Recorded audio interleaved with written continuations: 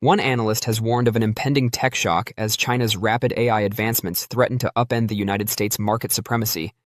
China has shattered America's perceived monopoly on technology and artificial intelligence, according to Rory Green, head of Asia Research and chief China economist at T.S. Lombard, who made this announcement on Monday. The IT shock in China, in my opinion, is only beginning.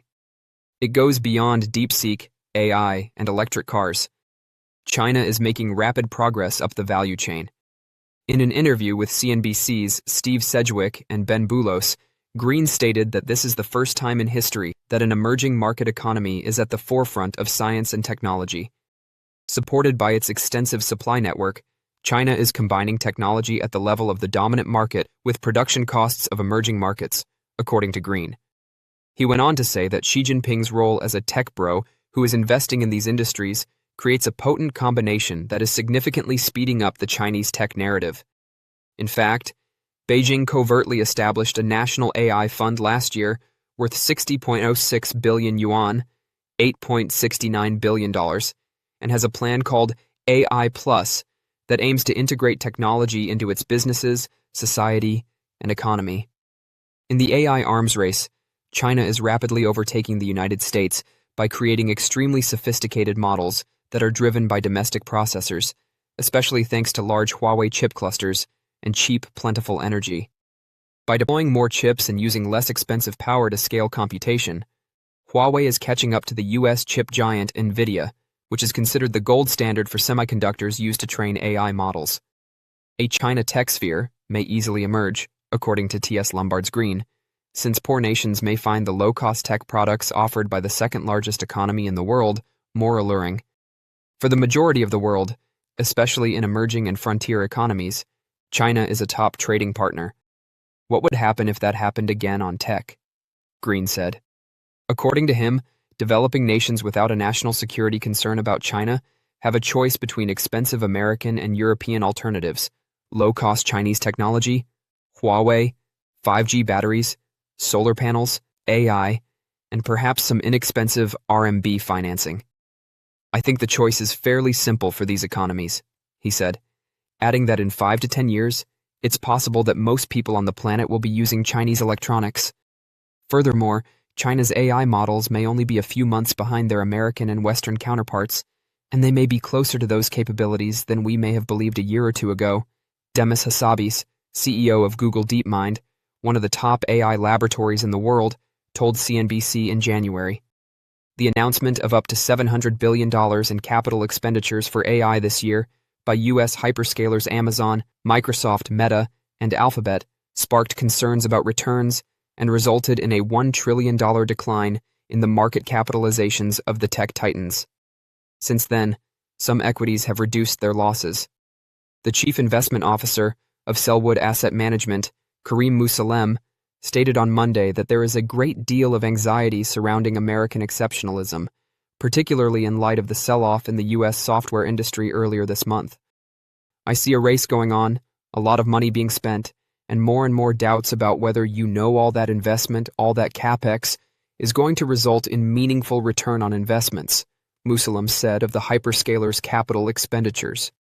That, in my opinion, is the main factor causing the uncertainty around the U.S. versus China contest and whether the United States would prevail.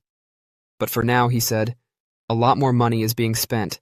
In fact, a lot more than was anticipated even a few months ago, and there are increasingly doubts regarding the return on investment.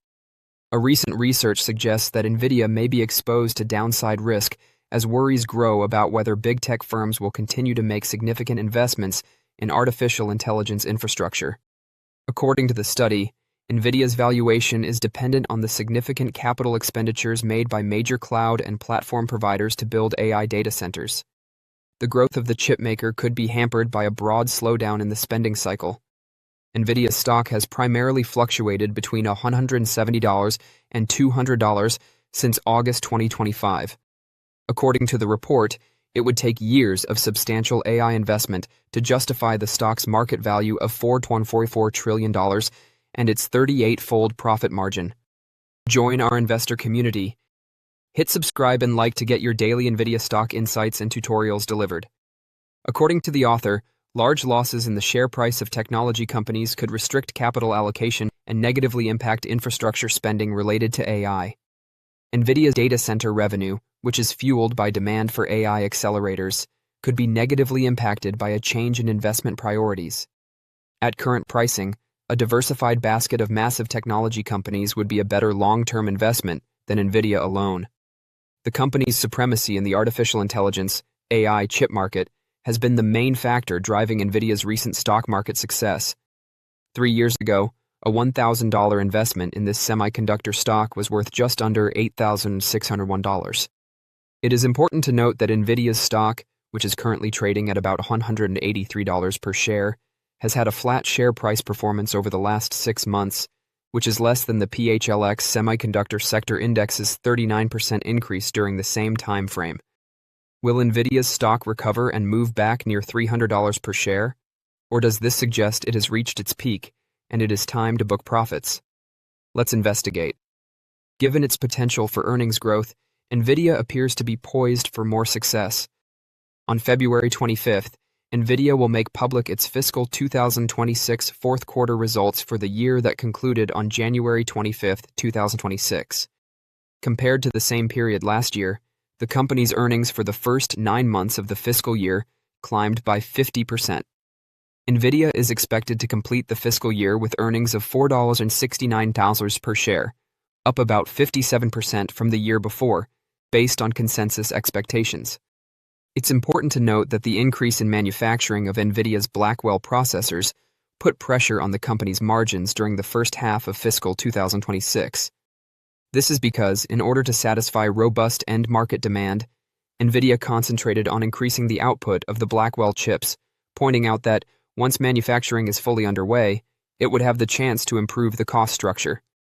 In contrast to the 71% to 73% range it observed in the first 3 months of fiscal 2026, Nvidia management stated that it anticipates maintaining a gross margin in the mid-70% range in fiscal 2027. Along with a substantial backlog that is apparently growing as a result of additional orders coming in, Nvidia should be able to offer faster earnings growth in fiscal 2027, thanks to the possible improvement in margins in the new fiscal year, which is currently underway. Analysts anticipate earnings to rise by 65% in the upcoming fiscal year and then by 28% in the following one, most likely for this reason. But Nvidia might also surpass analysts' projections for the upcoming year. This is because the exponential performance gains that its next-generation Vera Rubin processors are anticipated to provide over Blackwell will probably generate a lot of interest from customers when they go on market later this year. According to the above figure, Nvidia is anticipated to generate $9.90 per share in fiscal 2028. Nvidia's stock price may approach $300 if it trades at even 30 times earnings at that time, which is a discount to the tech-heavy NASDAQ 100 index's earnings multiple of 31.5. However, given that its earnings are probably going to grow more quickly than the 28% growth experts are projecting for next year, Nvidia might easily surpass that threshold. Because of this, investors may still want to purchase Nvidia stock because there is still potential for growth. 2 significant American semiconductor firms at the core of the current artificial intelligence, AI explosion, are Nvidia and Broadcom. Both provide essential technology that drives AI systems. The potent graphics processing units, GPUs, utilized to execute and train sophisticated AI models are designed by Nvidia.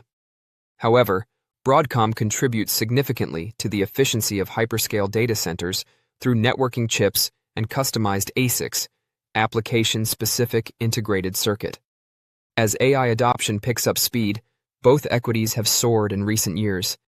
Shares of Nvidia and Broadcom have increased 31.7% and 39.6%, respectively, during the last 12 months. Which of the two offers greater upside in the current market is the question that investors are now asking themselves. Let's dissect it by examining its financial results, difficulties, and prospects for expansion. With its GPUs powering everything from cloud data centers to self-driving cars, Nvidia continues to be the backbone of the AI revolution. The company's dominance in the AI infrastructure market is fueled by the growing demand from businesses and cloud providers. Non-GAAP earnings per share, EPS, increased 60% to $1.30 in the third quarter of fiscal 2026, while Nvidia's revenues grew 62% year-over-year to $57 billion. As consumers scramble to increase AI capabilities, the company's latest GPU architectures, Hopper 300 and Blackwell, are gaining traction quickly. As the competition for AI hardware heats up, Nvidia's dominance may be further solidified by the Blackwell Ultra and the soon-to-be Vera Rubin platforms. The data center division remains Nvidia's most potent growth engine. The segment brought in $51.22 billion in revenue, or 89.8% of total sales, in the third quarter of fiscal 2026. This represented a startling sequential surge of 25% and a 66% year-over-year increase. Higher shipments of the Blackwell GPU computing platforms, which are utilized for generative AI applications, recommendation engines, and the training and inference of huge language models, were the primary driver of the strong performance. It is anticipated that Nvidia's collaboration with OpenAI, which entails building enormous AI data centers with Nvidia systems, will increase the long-term demand for its GPUs.